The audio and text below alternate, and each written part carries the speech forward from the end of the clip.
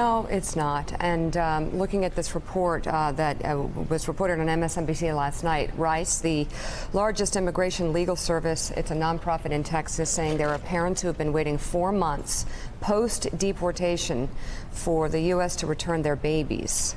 They Skype once a week with their 8-month-olds who have been effectively kidnapped by the Trump administration.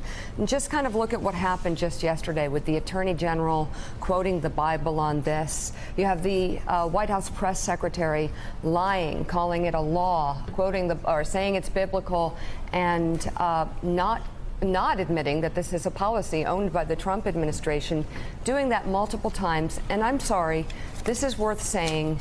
This is more than tone deaf, because not only is this a story about who we are and redefining who we are in the worst way, this is a story about women and their vital role as mothers.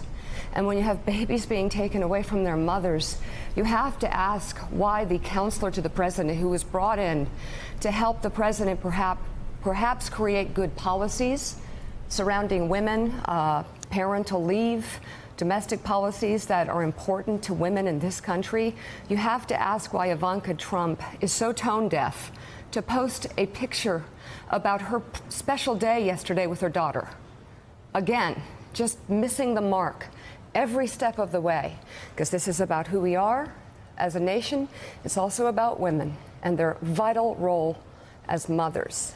And we're losing every step here. We're losing a sense of who we are. And it's wrong. And we need people in there with stronger voices.